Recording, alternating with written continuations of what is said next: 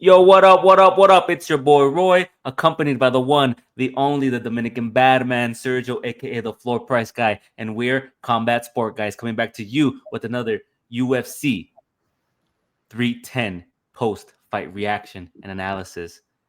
Good card, a lot of surprises overall.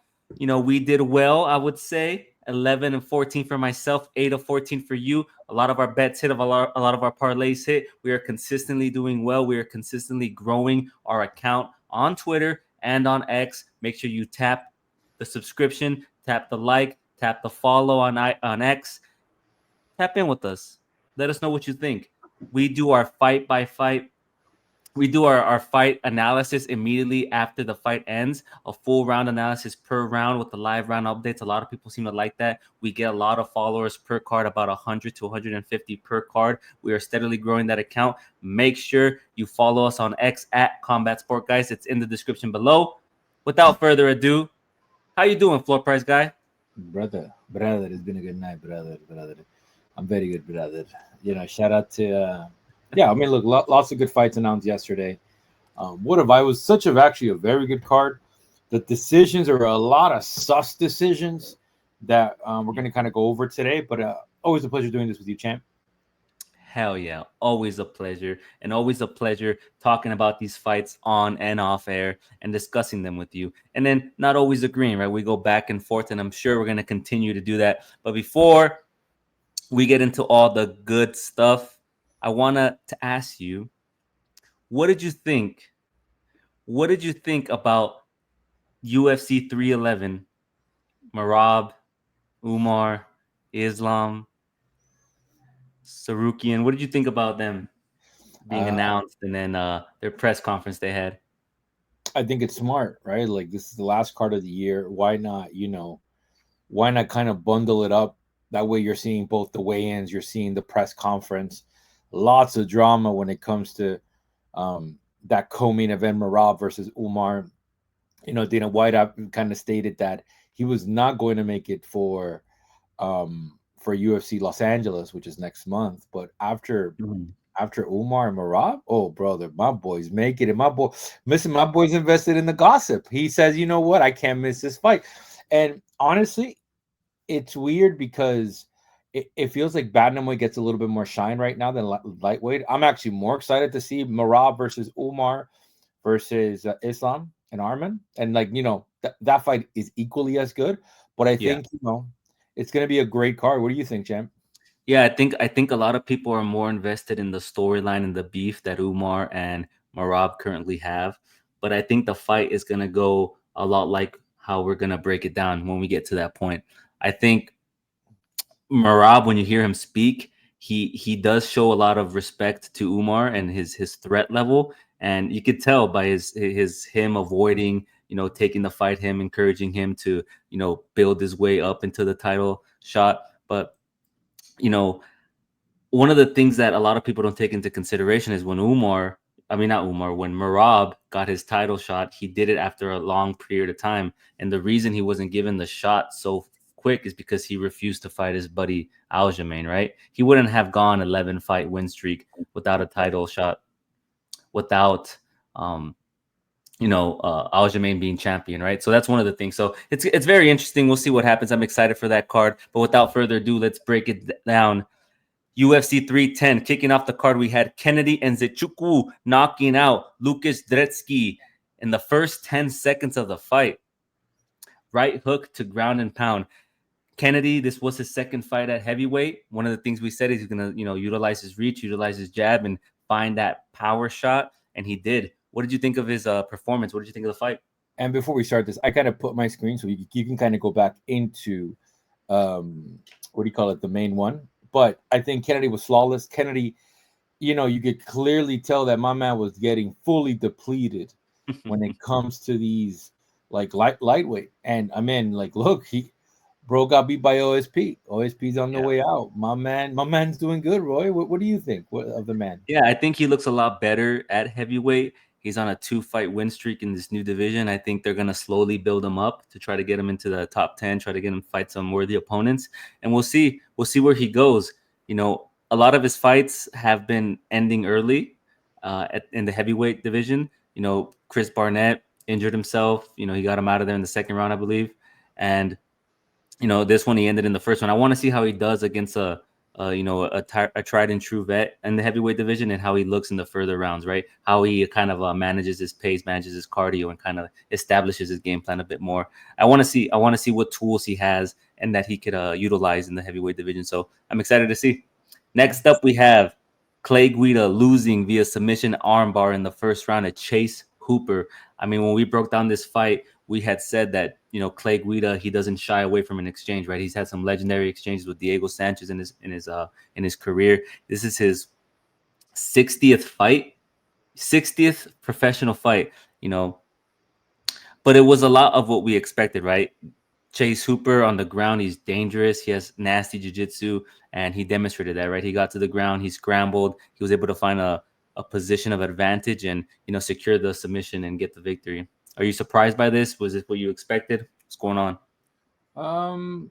This was a good fight overall. I mean, look, we got to see that my man is going to have to retire. That's the reality. I kind of I was looking at the post press conference, because anytime a veteran loses, you always get the thing. It's more of the media asking Dana, what are you going to do with him? And my man needs to retire. It wasn't good for my guy. And I mean, look, Clay Guida is a Hall of Famer. But Hooper has the age, the length, and bro, they look like two different weight divisions. When my man was there, I was like, oh Lord, like it was long, and that's why I remember. I like Guida, but my man thought I was gonna pick Guida. I said, no, we got to go with the young blood. My man got less tires in the tank, and he's so massive. So, shout out to Hooper. Looking forward to seeing his next performance. Guida, I think it's time to hang him up. Trying to teach the new generation the things you've learned. Yeah, I mean, being 6'1", he does look massive, right? So we'll see what happens in the future for Chase Hooper. Moving along here, we have another finish, another stoppage. Michael Chiesa defeating Max Griffin via the third round in a rear naked choke. You and I both had chosen Michael Chiesa to win this fight. We had stated that he's going to make it this fight. If the fight does get to the ground, if he utilizes his wrestling, going to be able to find that submission and kind of dominate him on the ground and control him. Were you surprised by Michael Chiesa's performance? I think he looked a lot good. He looked pretty good. He looked a lot better than he did against Tony Ferguson, right?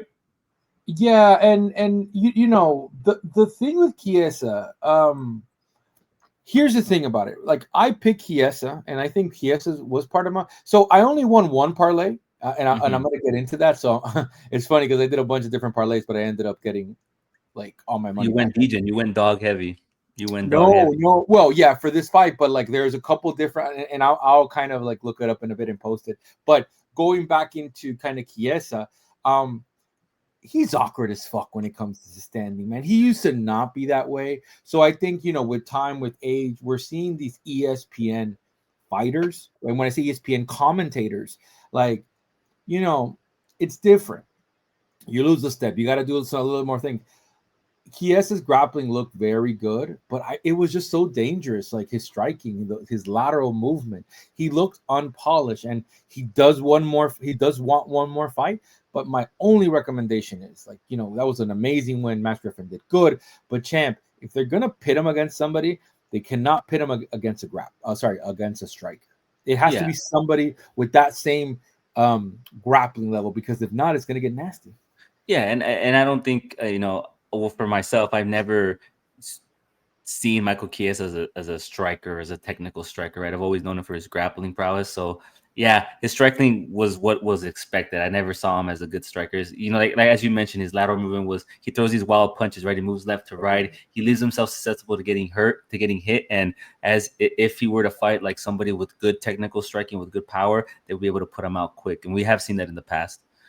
But yeah, I agree with you. Next up, we have Joshua Van beating Cody Durden via unanimous decision.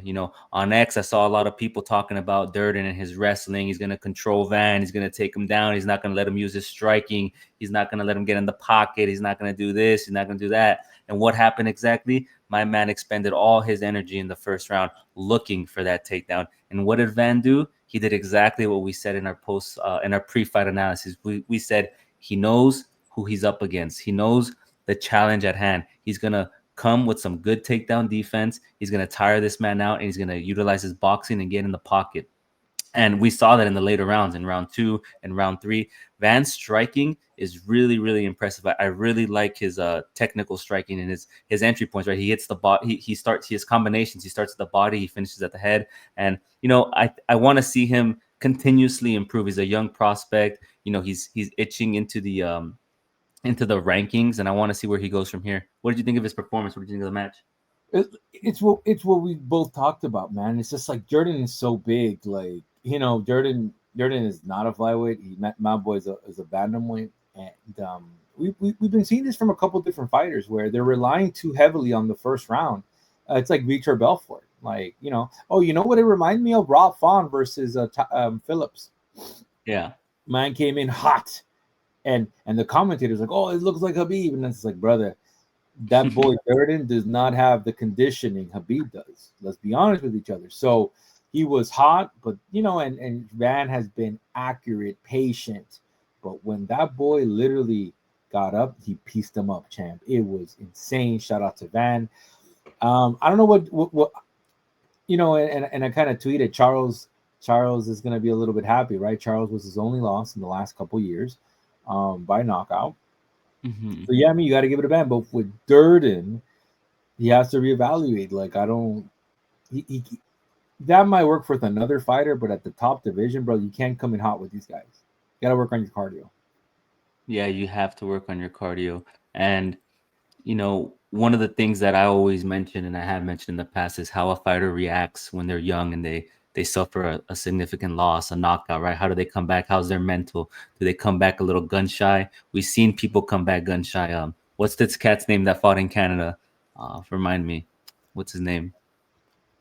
Malott. What's his first name? Oh yeah. Yeah. Mike Malott. Yeah, Mike Malott. He looked very gun shy, right, in his fight, right, because he made an error and he lost the fight, and he came back gun shy. So I like how he's looked since his loss. He's improving. He's going to continuously improve, and I want to see where he goes from here. Yes, sir. Yes, sir. Next up, we had some veterans. We had Eric Anders defeating Chris Weidman via the second round, ground and pound. This fight was interesting because the way I looked at the fight is, in the first round, Anders was beating him in the striking exchanges. He was touching him up, and there was an eye poke, I believe. No, was it an eye poke or a hit to the crotch? I think it was. I think it was. It was an eye Yeah, poke. it was an eye poke, right? And after that eye poke, the referee separated them, and then Weidman was able to recoup himself, and then he was able to, gain the dominant position as the round closed. Right in the first round, he's able to take him down, he's able to control him, and he looked good ending the round. And then the second round, Andrews put on the pace. He touched them up a lot more. He utilized his leg kicks, he utilized his strikes, and he was able to really hurt Weidman. He took him down to the ground and he defeated him with vicious ground and pound. I don't agree with the stoppage. I think with 10 seconds left on the clock, Weidman moving his feet, moving his hands, the ref should have gave the former champ an opportunity to, demonstrate himself in the third round. Don't you think? I don't like the decision to end the fight there. I see why he did it, but I don't agree with it. I think he should have gave the former champ an opportunity to, duke it out in the third round. Yeah, and look, and that being said, he kind of knocked them down on the first one. Nobody expected that from Weidman. Yeah. But again, you what we got to see last night was two fighters that are on the brinks of retirement, right? And I didn't like how my man, what do you call it? My man Andrews looked. He looked better than Weidman, but brother, it was, to quote my drunken brother, stuck in the mud. The boy looked like they were stuck in the mud. So yeah, I mean, he should have let it go. You're gonna let him take that ass whooping for fucking. Andrews did amazingly well. He got knocked down in that first round, survived. And you got to give it to Chris. Chris was having a very good kind of fight heading towards the second round, and that's where Andrews took over. Now you're 100% correct when it comes to, I don't agree with the stoppage. Why would you let a man get battered for close to 2 to 3 minutes and just act like it's okay? Like, okay, well, have 10 seconds remaining. Let me stop it because now it just got bad, right? Yeah. So I think the ref should have let it go. Yeah, it was very disheartening seeing that. And I mean, I mean, it is what it is. We live, we learn. Weidman needs to retire. Also, who do you give to Anders? I don't know. You can't give him a top 15. You can't give him a top 20. You got to give him somebody that's going to be close to his Yeah, condition. another tried and true vet. Yeah. He's a good placement on a card somewhere. Yeah. But yeah, moving on here, we have uh, a heavy boy in Brian Battle coming in 4 pounds overweight, beating Randy Brown via split decision. Now, in our pre-fight analysis, I was big on Battle. I talked him up. I bigged him up. I didn't like his performance here. I'll be honest. That first round, he did not look good. I was a bit worried. I think at one point I even messaged you. I said, "Listen, brother, what's going on? It's gonna look long, bruv." Yeah. Randy Brown looked good, but what happened in the second round? Brian Battle established a game plan.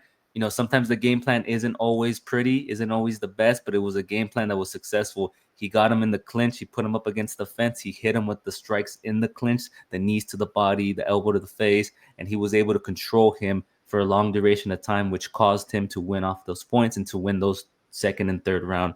I do agree with the decision here. I don't like that Brian came in overweight. He spoke about it that this is the biggest turnaround from him from one fight after another. When was Paris? Was that like 2-3 months ago?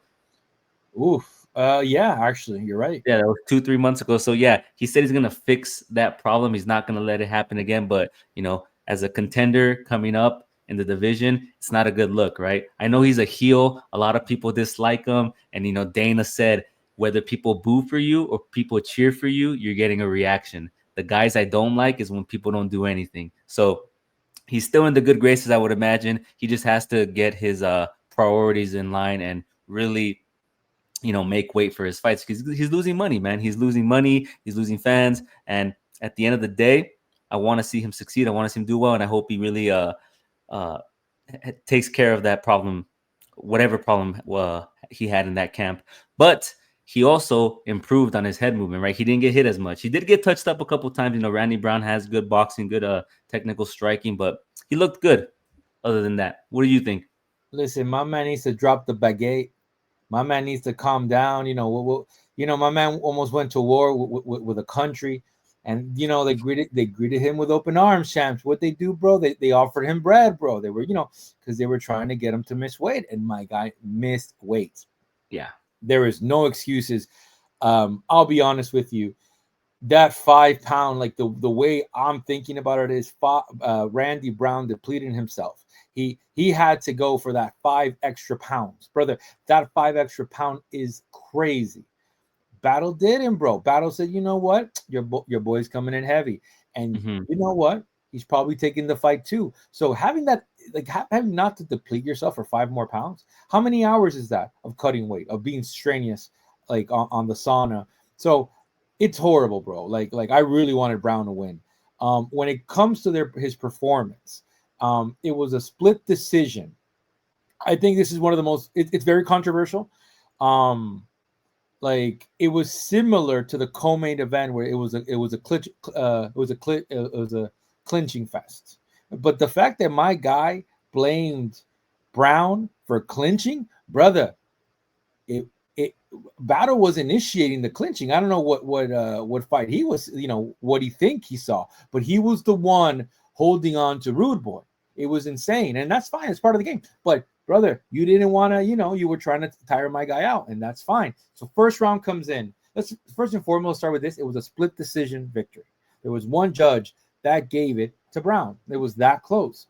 29-28. Yeah, 100%. 29-28. And you can kind of put the let me share my screen now because this is where it gets a little bit controversial. 1 second, champ. Because these numbers are beautiful. So, I mean, you got to give the first round to Brown. I don't know what battle was going on. One of the things we were texting is like, this guy looks unusually strange. He wasn't himself, but he turned it on the next round, which is the second round. So going into the third round, it was 1-1, and it was just such a strange fight. Now, here's where my issue is, and it's similar to the next fight we're going to kind of present here, bro. Randy Brown did have more strikes, had 3 more significant strikes than Battle. Battle looked a little bit more active, but they literally gave him the round because of the clinching. Yeah, that's what I said. Yeah, but there needs to be, I don't know, champ. I just don't like I just don't like the win. There's a lot of things I don't like about this. The reality is that 5 pounds, he used it as leverage for Brown and got him a little bit more tired. The heavier fighter puts a lean on him. Now, what I would like from Battle, go to middleweight. If you cannot cut, if my man can't lose the, like, misses weight again, go back to middleweight. But you know what? He won't, champ, because those boys are bigger there, and he's a big boy. Simple as that. You got to cut the weight, champ. That's not acceptable, and money should not be the only what do you call it? The only thing they take away from him. You gotta start taking more things away from fighters.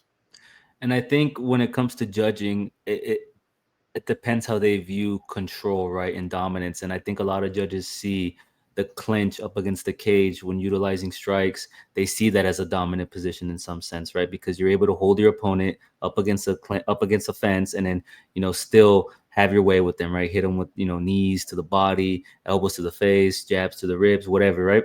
And it's similar to Mario Bautista against Jose Aldo. Remember, despite Bautista not being able to take him down, he did have control in the clinch, and it was very, very controversial. A lot of people were saying, well, he didn't do anything in the clinch, but I believe, in my opinion, from a judge's perspective, they look at that as somewhat of a dominant position, right? Like he's able to control him in that regard. So it is what it is. Battle, like you mentioned, not Battle, Brown, as you mentioned, did tweet about the issues with weight. 4 pounds doesn't seem like a lot, but it is a lot because come the night of the fight, what was that? No, you're right. You're right. It was 4 because it was 75. It was 4 pounds. So what I'm saying is, come the night of the fight, he comes in very, very bigger than his opponent, right? Randy Brown probably came in 15 to 20 pounds lighter than what he did than what Battle probably weighed on the night of the fight. So it's one thing to take into consideration when you look at this. And people, a lot of fans I saw on X, when a fighter misses weight, they kind of try to attribute that to the decision. Like, oh, judges need to think about the fact that he missed weight, and then this guy's fighting, So does that come into the judges' scorecard, or the judges rely solely on the fight? So it's an interesting thing, right? When you kind of look at the dynamics of it. But we'll move on here to a fight that I'm sure you're upset about, because you brought out the scorecards. Whenever my man brings out the scorecards, it's because his picks weren't successful and he wants to prove why they should have won. We have Movsar Evloev beating Aljamain Sterling via unanimous decision. Now, I gave the first round to Aljamain, and one of the things we talked about in our pre-fight analysis was the striking, right? Aljamain's not a good strike. He's not known for having a lot of power. He's not known for having the best striking, but he's the better striker of the two, right?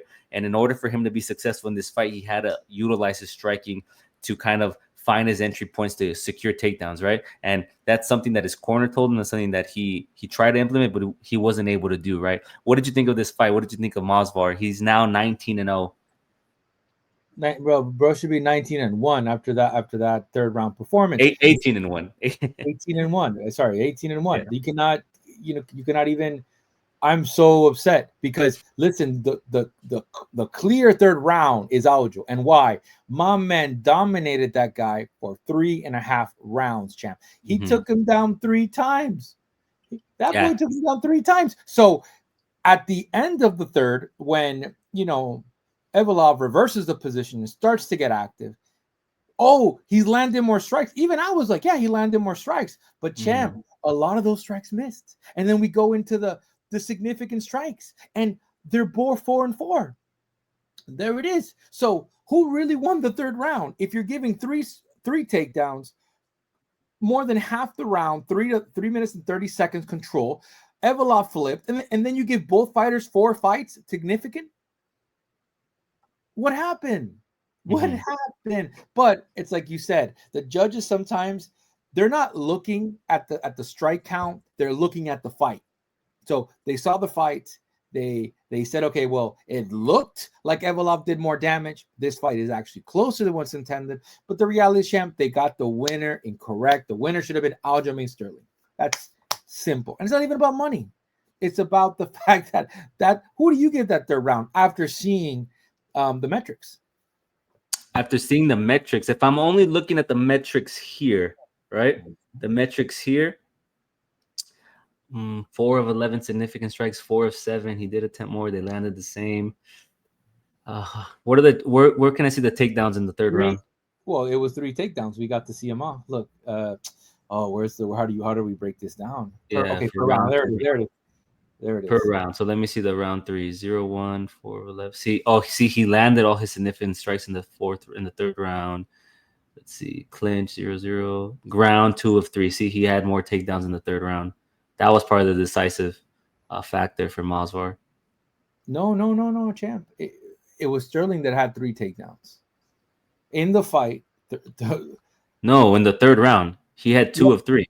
For the whole fight, Masvidal had. But it's okay. So this is where it gets weird, because in that third round, Aljo did score, like took him down a couple different times, and that was when he slammed him.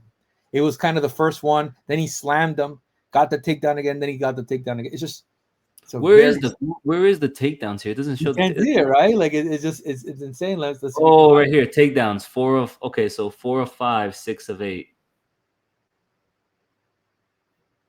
And they controlled each other for the same amount. Yeah, it was a close fight, man. That's what I'm saying. Like, you see the takedowns? He secured 2 more takedowns on 8 attempts, and then they have similar control times, like 6 minutes. You see that on the right? Yeah, and I think it's just based on this right here, but I'm counting significant strikes more than anything. So yeah, sure, give it to him. But again, those pillow hands did nothing. Yeah, Masvidal had more output. That's why I was saying, and I said in our pre-fight analysis, go up. If you have 67 total strikes when you're, in my opinion, the better striker, what are you doing? Why don't you utilize your striking?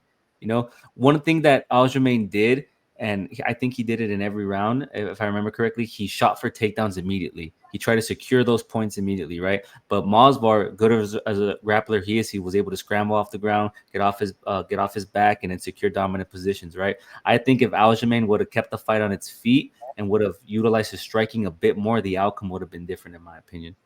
Yeah. So volume won him the fight, but yeah, I'm looking at significant strikes. I'm not looking at pillow hands. Punches like little cap punches, bro. My boy doing little cap punches, bro. It's okay, bro. We live to fight another day. Beautiful performance by Aljamain Sterling. Now after that performance, champ, my boy's getting skipped again. My boy, listen. He's staying on the prelims. He was staying on the prelims. Diego Lopez and Volkanovski will probably be next. Diego Lopez, Volkanovski. I think for Masvidal, the thing that's difficult for this division is they're gonna give Volkanovski the next shot at the title, right? He deserves it. He's stepped up on numerous occasions. Even Dana said it that he's next up. So what do you do with Lopez? What do you do with Lopez? Do you have him fight Masvidal again, or do you keep them separated, right? Until one of them becomes champion or to one of them challenges for the title. I think you do Masvidal versus Yair. Sure. Give him Yair, but it's insane. Just give him Yair. We can go from there. But and then what happens to Sterling? Who do you give Sterling? Who would you give Sterling? Josh Emmett? Arnold Allen? That's a good Ortega? fight. Ortega would be good. Yeah, give him one of those. I think it'd be good. Well, he was actually calling out my man Ortega in his last fight. So you give him that fight? Yeah. Give him Ortega. I think that'd be a good fight. His jiu-jitsu up against his wrestling. That'd be good. Give him Ortega. Yeah. All right. Next up, we have Temba Gorimbo losing via anaconda choke to Vicente Luque. Vicente Luque was initially supposed to fight Nick Diaz, and Temba Gorimbo stepped up in his place. And, we had both picked Temba Gorimbo to win this fight. He had the length. He had the momentum. He had the height advantage. We thought he was going to come in here and chop him down and utilize his striking and kind of keep him at bay and then incorporate some of the takedowns in wrestling. But that wasn't the case. Luque got in the pocket, dropped them, and secured that choke, and that's all she wrote. Temba did face his toughest opponent in Luque, and unfortunately, he got murked. He got dusted, man. He's out of there. It was long, bruv. What did you think of this fight? Surprised? I'm surprised. So, I do a couple of DJing plays, and I put a kind of a play that I didn't do last minute because I had a feeling. So when I go back into all my parlays, I just realized that I didn't have my man. I didn't put him in. Garimbo. Why? Because I think even though this was one of the most this was a fight of Garimbo to win and Luka to lose, he's never faced that top kind of caliber. And somebody was like, "Oh, I know Luka could pull it off." Brother, we didn't know what Luka was going to show up because Luka tends to be inconsistent at times. So we got the motivated Luka, the Luka that came in. He was a sharpshooter. Yeah, and it showed, the experience showed, champ. I think did Garimbo only landed like 2 leg kicks, if I'm not mistaken. Yeah, he came out and he landed a couple leg kicks in the first. He looked good landing those leg kicks, right? It looked like he had the game plan to kind of chop him down, keep him at range, but Luka in the pocket, caught him, hit him on the button, and took him down. Yeah, I mean, look, great for Luka, but like I said, I always like it when we insert new blood, and Lucas had that chance, and he hasn't done anything with his top 15, like as a top 15. So I don't know who you give Luka now. It's like, who do you give him? Diaz? Who do you give him? Do you give him Chiesa again? You're not going to give him Chiesa again, that's for sure. Those boys already fought. So shout out to him, man. Yeah, I don't know. Garimba was the one that had the most to benefit if he won. Now that he lost, he has to kind of recalibrate and look up who's next. Yeah. We'll see what happens. He's still young, 33 years young. We often think that he's an older fighter because he's, has some wear and tear. He's been in the UFC for a while, but we'll see what happens with Vicente Luque. The rumor has it that The Rock was crying last night. The Rock was, you know that meme where the NFL player goes to the Performance Institute and tries to kind of go to train, and he realizes that his fob is inactive. That's Garimbo. So shout out to him. Yeah, we'll see. And then one thing that I'm going to be looking out for, and that I always look out for, is when somebody suffers a significant loss like that, is how they bounce back. So I'll be keeping an eye out for Garimbo's next announced fight and see how he performs. He caught him. Yeah, we'll see. Luka caught him too. That's what I'm saying. He still lost though. At the end of the day, I want to see how he comes back. Anyways, we have our featured prelim. Dominic Reyes up against Anthony Smith. You have chosen Reyes to win this fight, and you were successful in that prediction. I chose Anthony Smith. I thought Anthony Smith was going to be able to use his leg kicks, use his wrestling, take away Dominic's striking, and kind of control him on the ground. I did not know prior to making our video that Anthony Smith had lost a significant friend in his life, his homie, which kind of put him in an emotional state, right? When you lose somebody that's significant to you, you're not thinking clearly, you're emotional, your mental's not right. And it kind of showed in that fight. He had no business being in the octagon. My man was willingly taking blows. When you stand like this and take hits from a significant striker like Dominic Reyes, something's wrong with you, man, because you want to feel something. You want to feel pain, and that's something that we talked about, right? So, Dominic Reyes got him out of there in the second round. I just hope Anthony Smith either takes some time off and kind of gets his mind right, or just, steps away and sticks to the announcing. What do you think? I think it's time to call it a day, brother. And this is with the utmost respect. It's just, listen, look, you got a cozy job. You can still go train. But, brother, after yesterday's performance, and I know you're grieving, but your team should have not let you fight. And I get it. Oh, this was horrible for him. He should have never fought. And, the fact that he, dropped, he wanted to take pain. He wanted to take pain, and he was hurt. And, they were going to interview him, right, just so he could pay homage to the coach and his family. Yeah. And it's rough, brother. It's extremely rough. And he's a dog. And, Smith has been through a lot. But, champ, the interviews were weird. And I think we kind of spoke back and forth, I want to kind of post some interviews. But, yeah. It would get I don't care, and then he doesn't care really because of the death. So you can't really, you can't poke around with poke fun with that. I just think he takes some time to grieve. I just hope he retires. He's not the same fighter. He looked better in his last couple of outings. I'm going to be very honest with you. He looked a little bit more quicker. Typically, Anthony Smith is stuck in the mud, but he looked better. But again, conditioning wise, Reyes has had everything.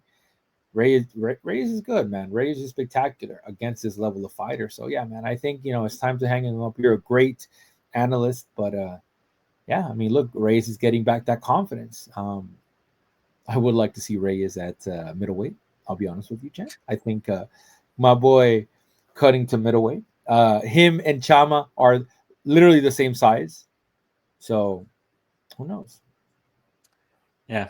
Going into the main card here, we had Don Ho Choi, who you had picked to win this fight, beating Nate Landwehr via KO elbows from the crucifix. Now, talk about. Oh, I'm gonna let you break it down. What did you think of this performance? Break down the fight to me. I know we broke it down on X, but let me know what you think. My boy said you wanted to break it down. I took more. He was the favorite. I think this fight. One of the reasons why Landmeer, it was very close. It's because Choi has a history of fatiguing. Choi is a sniper with power, but I don't know. My man said, you know what? I'm gonna grapple. I'm gonna strike. I'm gonna do some takedowns. That boy looked quick. That boy looked like a top five fighter. That my man is situated and is in the right place for a takeover, champ. That's the reason why. You wouldn't have picked if you saw Choi like that in his last performance, you would have said no, no, no, no. We're going with Choi. But my man got the MMA, got all his crafts out, and he looked amazing. Yeah, his striking looked good. It looked crisp. He looked polished. He looked more focused. And Landwehr just, for the first, I believe, a minute and a half, he didn't throw anything. He was just taking punishment. So, shout out to Choi. He looked good. His striking looked good. We'll see what's next for him. Next up, we had Bryce Mitchell defeating Kron Gracie in the third round via KO elbows from the top. We had chosen Bryce Mitchell to win this fight. We had predicted that he was better everywhere. Yeah, Kron Gracie has exceptional jiu-jitsu. He could fight off his back, but he doesn't really have anything else to offer, right? And then Bryce Mitchell, he has the striking, he has the wrestling, he has the grappling. He was going to win this fight, right? It kind of went as how we expected. Yeah. What did you think about Bryce Mitchell's performance, and what do you think's next for my man? I mean, bro, we knew this was gonna happen. I don't know because it's the name. Gracie should have never been fighting there. My Yeah. man was, if my man was in the 90s, my man would be doing good, pulling guard, doing submissions. But this is not that era, and I don't understand. I think he's getting cut from the UFC. You think so? Yeah, I gotta look up his records, but I know he lost his last couple of fights. But I'll tell you this. Yeah, I think by Jourdain. But I'll tell you this, champ. Bryce Mitchell, he just put Gracie out like a light. It was a slam and it was the elbow. It was similar to what Josh Emmett did to him. Mm-hmm. And I mean, I wonder what that felt like, right? Because he got a taste of what Josh Emmett did to him. My man was just paralyzed. Yeah, I mean, look, Bryce Mitchell did good. He got into a lot of dangerous situations. My man almost got an arm bar. He's playing with fire. He should have, tried to, just stay standing up. But he did good, champ. Who do you give him next? Choi wants a piece of of Mitchell. I appreciate Mitchell called him out, and maybe that's the next fight. Yeah, that'd be an interesting one. I'd be excited to see that. And we'll see. We'll see when they have that set up next. We have a controversial decision in Cyril Gahn beating Alexander Volkov via split decision. Now, this fight kind of pissed me off. Yeah. Gahn, we kind of said in our pre-fight analysis he was going to win this fight if he was able to utilize his footwork, his movement, and his striking, right, going in and out, hitting him with the jab, kind of making him work, pushing the pace. And what did my man do in the third round? He thought he was a jiu-jitsu practitioner, brother. He took him down to the ground. He was looking for submissions. Like, what are we doing? What are we doing? I think Alexander Volkov should have won this fight. What do you think? Are you surprised? Do you think Gahn rightfully won that fight? What did you think of his performance, and what did you think about his decision making in the third round? Well, I mean, champ, let's start with that. The reason why I gained all my money back was because of Gahn winning. So listen, he helped the parlays. He helped the parlays. We're blessed. He helped the parlays. Come on, man. No. So listen, Gahn lost that fight. Yeah. It's similar. Now, it's insane because it was a split decision, and if you look at the judges' scorecards, um, all like I think two judges gave Cyril the first two rounds, which I do not agree with. I don't think he, like it was Volkov was the better fighter. Volkov in that camp. And I got to go check back the press conference to see what Dana told Volkov, because it was probably, hey, I know you won. I'm going to take care of you. I'm going to make sure Oh, that I'm sorry to interrupt you. There's a tweet that I saw that Volkov said that Dana told them the judges fucked you. That's what he yeah, told yeah, yeah. But and that's why you finish, right? That's why this is a sport. Judges get it wrong all the time. Yeah, very controversial. I just think the more, man, the thing is, Gon also, broke his toe. He was saying, I don't appreciate also my man Joe Rogan, bro. Joe Rogan, bro, he was hunting for a response that he wanted. you. He Yeah, said, "Hey, I'm injured, but what do you think of the fight? Why, brother? He know he lost. He's a gangster. exactly. He knew that He's question was coming. He was gonna Look, ask this him, "Were is you coming." surprised with the decision?" Exactly. He asked it again. He pressed him. But it's like, brother, you're dealing with somebody with a broken toe. You're looking for the answer. You know he's not happy. Let the man go on a shield. Like Chael Sonnen, like a gangster. The Yeah, reality, he's upset with his performance. And I mean, look, he wasn't able to move the same. I would assume with an effed up toe, you're not able to throw the diversity of kicks. You're not able to have that pop. He did look good, but the reality is Volkov looked better. Um, yeah. He should have stuck to his strengths. I don't know why he was trying to, look for the sub in the third he was round. hurt. I don't No, he know. was hurt. He was hurt. Yeah, yeah, I guess, yeah. But He, we'll he was. see if Jones versus Aspinall doesn't happen. We're gonna have to see Gon versus Aspinall. And how No, do you they think won't that? give it a Gon. I think there will be the one exception where if they'll give it a Volkov and You Gon think they'll wouldn't give it have. a Volkov? Yeah, I don't think after this win they give it a Gon. I don't Okay. think that. No, I don't All think right. they give it We'll a Gon. see. We'll move on.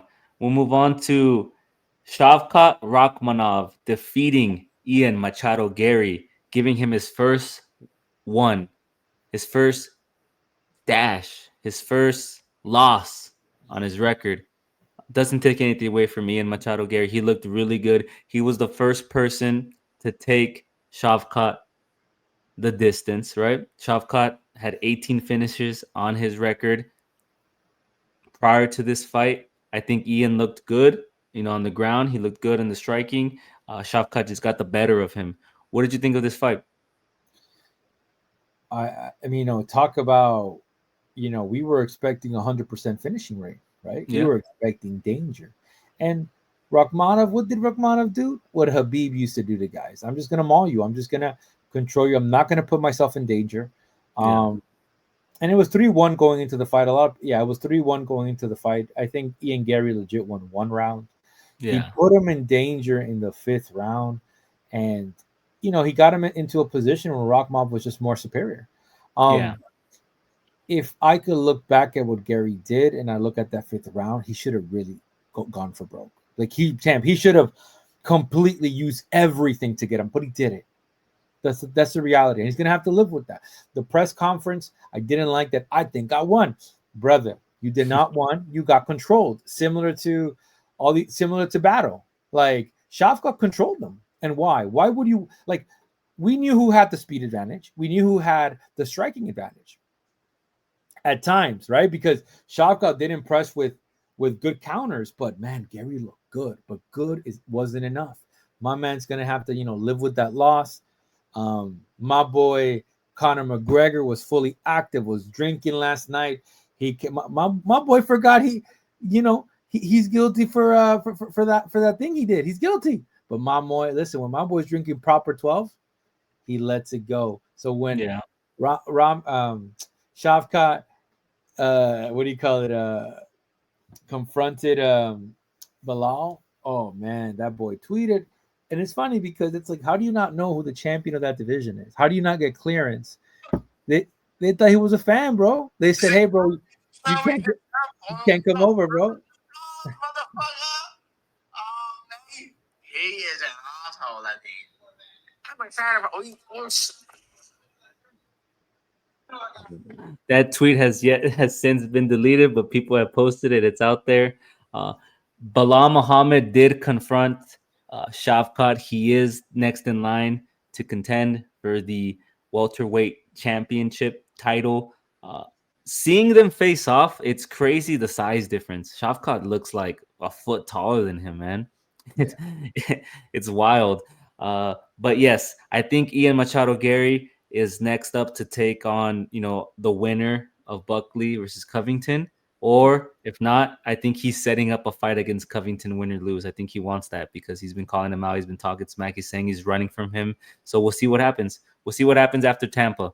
If Covington is victorious, does he run it against Gary? If he loses, does he run away from Gary? We'll see. But this doesn't take anything away from Ian. He took the demon of the division that people like to say, the guy that everyone's scared of, the distance, right? He looked, he survived. He looked good. So we'll see what's next. You know how brutal it is, champ? Homeboy Shafka is gonna have to change his bio. That 100% finishing rate is no more. Yeah, but he still got that man. And then going up against that fight against Bilal Muhammad's gonna be good. It's gonna be good. We'll see. Next up, we had our main event. Alexandre Pantoja defeating Kai Asakura via rear naked choke in the second round. Now, one of the things we talked about in our pre-fight analysis was everything was pointing in the direction of a favorable victory for Alexander Pantoja. We had somebody who was coming in, making their UFC debut, fighting a level up in competition in a world champion, right? Who's defended his title multiple times, ran it back with multiple contenders. He's dropping down in weight and he's fighting a grappler, right? Everything was against him in this fight. And, Kai, I don't think this takes anything away from him. I think he does have some star power. People like him. He's popular in Japan. I think he'll make that transition over here and be popular over here as well. What did you think of this fight? What did you think of his performance? Do you think this takes anything away from him? Does he lose aura points? Yeah, I know. I mean, the reality is Kai was super quick. And like I said, I understood that this was his fight to lose. But champ, I wanted new blood. Sometimes you just want new blood. Now we're stuck with the triangle. And there's nothing wrong with the triangle. We got Royval, we got Moreno, and we got Pantoja. And Daddy Pantoja is like Chama. He's going to be looking at his sons. But going back into that, I mean, he looked very quick. I fear for Pantoja, and I'll say this with the utmost respect. His striking is just a little bit too wild. It's a little bit too open. It's a little bit too loopy. I think he's going to have problems in his next couple of fights if these guys are able to, fine tune him, because it's just so sloppy, right? If now Pantoja gets to the ground, it's over. Let's be honest with you. But I liked how quick Kai was. Dana White said it. You know what? Mo looking to doing a fight night over there. We'll bring Kai because Kai does draw eyes, and he's exciting. He's charismatic. Yeah, bro, the speed of that kid. The speed. He's fast. He's fast. Insane. I don't know how much weight he cut, but this was not a weight cut issue. This was more of a skill issue. Yeah. It's just not. I'm sorry. Continue. I apologize. No. My guy's just the Jedi Master versus the Padawan on the ground. That's really what it is. A man calling him a Padawan. You like that? I think for Kai, what you do is you don't give him a grappler next. You give him another striker in the division, and you let them duke it out. You let him showcase some of his strengths, win a lot of fans, right, and kind of build them up. This is where you start building them up, right? They did it kind of in reverse, because that division is really, those top five, as you mentioned, they're kind of circling, right? They're circling who gets the title shot next. So he's gonna move his way. He's gonna move back. He's gonna move his way down the ladder and kind of fight everybody and kind of build his repertoire in the UFC, and we'll see what happens with him. Right? They wanna branch out to Japan. They want to do a fight night there. They have Tatsuro Taira. They have him. They can build a card around them, and we'll see where it goes from here. I do think if Alexandre fights Demetrius Johnson, right? He called him out. He said, "I know you retired, but if you're the GOAT, show me that you're the GOAT, because I'm the GOAT." Demetrius saw that, and what did my boy do? He immediately tweeted out, "Listen, brother, they offered me $2 million. I'm not coming back." So if that's the case, what's next for Pantoja? Royval, right? I think him and Royval run it back. I like how Royval looked in his last fight. We'll see what happens if they run it back again. You think Royval could take him? And after what you saw? I think he's going to come prepared. I think he understands the level. What do you call it? The level that he's going to face now. So Mhm. I just think, look, if like the thing is, this is one of Royval's second pay per view. I'm interested to see how much how much did this sell. He's becoming that guy. You know what? He tried to get a money fight with Demetrius. He would have gladly step in there, lose, win. He's gonna get paid. Um, you know, the internet is a little bit controversy right now with Demetrius because, like you said, he said, "Hey, I don't need to come back to fighting. I got paid 2 million." Yeah. And but this is where, and I'm just gonna pause 1 second and bring up something about Demetrius Johnson. If Demetrius Johnson doesn't defend the belts that he does is not as active as he was in the UFC. I don't think he's where he's at today. The UFC, he should thank the UFC. The UFC should thank him, but the UFC pushed this guy. One of the things that fans are complaining about is like, oh, my man didn't get paid until he went to one. And I'm like, yeah, because it's just nobody was buying his fights. That's the reality. Is the lighter weight classes tend to get a little bit shunned. So I don't know, champ. I just have to kind of bring that up. I'll say this: shout out to Pantoja. He shot a strike. A bad man would have been like, "I'll take you on," but Mighty Mouse is getting old. Mighty Mouse knows what's up. Yeah. It also could be the John Jones approach, right? Pay him, yeah. You pay Yeah, him. it could also be the John Jones approach. Listen, pay me. If everybody has a number, brother, whether you like to believe it or not, everybody has a number. Of course. Yeah. But the thing is, like, they're probably looking at the metrics and they're like, how much money can Demetrius Mighty Mouse Johnson bring? And like I said, you know, like I like to, Co-main. but so how do you pay a man $10 million? For what? For you do it. It's okay. The only reason why I would do it if it's gonna propel Pantoja even higher. Yeah. But that's a very hard fight for him, for Pantoja. So yeah, we'll see. We'll see. I think Royval should be next up. I think they should run it back at least one more time. I like how Royval's been looking with his new camp, and you know he does prepare well in rematches, and we'll see. You know, we saw what he did with Moreno, and we'll see what he does against Pantoja if that fight happens. yes. Right? Yeah. Also, before we round this out, we end this up. They also announced that Strickland will be fighting DDP in February. What did you think about that? You think my boy Hamzat is pissed? You think he's mad? You think he grabbed the gold AK? He said, "Let's ride out. We're gonna go meet up with Dana, have a discussion." Dana, what is this bullshit, Dana? And you know, it feels like a what did somebody say? Oh, but Sean Strickland's been there for the UFC. Brother, I mean, he had to be there if he wanted to become champion, but I think, you know, I think the close fight in Toronto is what gave him that title shot. But the reality is, who do you favor, Sean Strickland versus Paulo Costa, or Hamza versus Whitaker? And the way Whitaker took out the Reaper, bro, that's what fans want to see. And I put it out there, bro. If Hamza wins and the Wolf wins, brother, we're gonna be staying up at 4 a.m. watching fights, my boy. We're gonna be doing main event cards at 4 a.m., bro. We're gonna be I would love to see Hamzat and Sean in a press conference talking smack to each other. Can you imagine how entertaining that would be? You know what's crazy is that they've trained together. Yeah, they have in the past, and then I think Sean admitted to getting tapped, right, like multiple times. Yeah. He told him to be nice, like, "Hey, don't be a bully, don't Relax. torture these boys." Like, yeah, relax, brother. We know what happened. But Yeah. I mean, yeah, Sean. I mean, let's see what happens in this fight. I'm interested to seeing who's going to be the favorite in that fight. Yeah, Hamza did pull up with the AK, and he was just bantering. He's like, "Where's Strickland at, bro? Brother even tagged the wrong Strickland. Imagine, bro. That's disrespectful, brother. That's not on accident. That's on purpose. That's a sign of disrespect. I don't recognize you. I don't acknowledge you, Bro. Imagine seeing the other Strickland, the Strickland with a K land. My man getting tagged with an assault rifle. My man was traveling. My man said, wait a minute, this guy's from the other part of the world.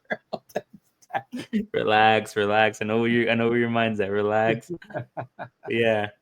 Oh man, so it's good. And then they announced Tatiana Suarez versus Zhang, and this is, I mean, we wanted this. Yeah. I just don't know how will Suarez be at. Will she be at 100%? She took, her previous fight was a couple of years ago, if I'm not mistaken. Yeah, but now we know that fight's happening in February. Who do you give the other girl to? What's her name? Let me look at the rankings, because I think it's deemed to take an eye. Zhao Shanan, right? Yao Shanan. I think we talked about this last card in China. Yeah, we definitely, because now what's going to happen? Okay, so because we have this is Jandiroba gets to lock horns with Yan now. I think isn't she injured? I think she's injured. Jandiroba. That's why she didn't fight. Yeah, I think that's why that's why she. It was somebody else that pulled out. No, Tatiana Suarez. Okay, so this is what happened. Somebody was supposed to be on this card. Suarez was supposed to lock horn with Jandiroba, and apparently something happened. She got injured. Jandiroba said, "I'm the next in line." They said, "Next in line." Our girl Suarez. Suarez is a little bit more marketable than Jandiroba. Mm-hmm. So, yeah, man. You know, shout out to Suarez for finally getting her title shot. And like, I'm like, let me see. Oh man, her last fight was close to a year and a half ago. So I think she should be ready, Chan. But this is what you do. Have her fight Suarez and give Yang and Jandiroba the number one contender spot. I think that's the fight you do. Yeah, Suarez was injured. You're right. I was wrong. No, all right. It's okay, Chan. But this is where it's interesting, because Jandiroba was supposed to fight for the title. And they went with markability. It's a co-main event. It sells more. Yeah, we'll see. I wanted to get your opinions. There's video circulating around that I saw that Merab, Merab's he's a little hot right now, brother. He got into an altercation with the fan again. What do you make of that? Have you seen that video? Brother. Yeah. What's going on, my man? He has a lot of frustrations. You think he's taking it out on people, Because he seems somewhat, when he speaks about Umar, when he speaks towards Umar, he speaks with a little bit of respect, but also he wants to sell the fight, but he also wants to be respectful, because he knows that he can't, like, he doesn't sound as confident when he speaks, right? He doesn't say, "I'm going to dominate you, I'm going to beat you." He's, he just sounds very timid in his approach when he speaks to him. So I'm interested to see how this, how the other pressers go. He's a gangster, bro. He's like Hamza, bro. Those cats don't play around, and bro, dude, Merab is a nice guy, but bro, don't fuck with that guy, bro. It's similar to Habib, bro. Like, did you remember when my man Artem was talking shit about Habib? What did Habib do, bro?